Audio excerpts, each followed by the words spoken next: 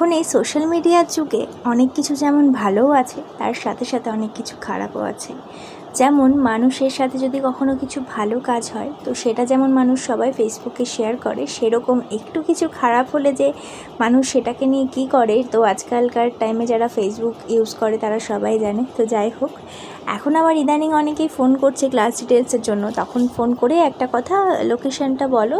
আমি যখন বলি বেথুয়াডাহরি, বেথুয়াডাহরি বলে না সবাই একটু সেই নাক কুচকায় একটা ব্যাপার, সেরকম হয়ে যায়। আমার একটাই কথা, বেথুয়াডাহরির এই মানে একটু গ্রাম সাইডে, আমাদের একটা প্রপার গ্রামও নয়, টাউন তো নয়, মানে একটা ছোট শহর। তো যাই হোক, এখানে কি কোনো আর্টিস্ট ভালো কাজ করতে পারে না? সে মেকআপ আর্টিস্ট হোক, নেল আর্টিস্ট হোক, আর মানে যাই হোক, তো এখানকার মানুষ কি ভালো কাজ করতে পারে না?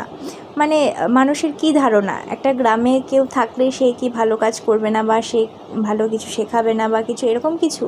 এখানে সব ব্যবস্থাই আছে, মানে এখানে যদি কেউ আসে, ট্রেন বাস সবই ঠিকঠাক চলাফেরা করে, এখানকার মানুষও ভীষণ ভালো, কাজও ভীষণ ভালো। হ্যাঁ, একটু বেশি বার্গেনিং করে ফেলে, এটাই হলো একটু চাপের বিষয়, কিন্তু এখানকার আর্টিস্টরা ভালো কাজ করে। তো তোমরা যারা যারা আছো না, এই ফোন করে বলো যে এইখানটাতে ও বেথুয়াডাহরি এরকম কেন করো তোমরা? আমাদের এখানকার মানুষও ভীষণ ভালো কাজ করে, এখানেও সব যাতায়াত ব্যবস্থাও খুব ভালো। একটু সমস্যা হয়ে যায় রাত হলে, কিন্তু বাকিটা টাইমে কোনো সমস্যা হয় না।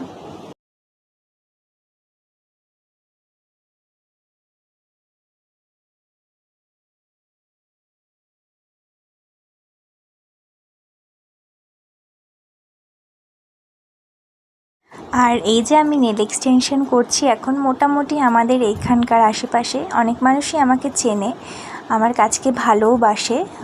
তো যখন আমি প্রথম নেল এক্সটেনশন শিখি 2021 সালে, আমার এক্সটেনশন শেখার কোনো কথাই ছিল না, মানে আমি কোনো ভাবিনি যে আমি এক্সটেনশন শিখবো, আমি জানতামই না যে এরকম এক্সটেনশন হয় বলে কিছু।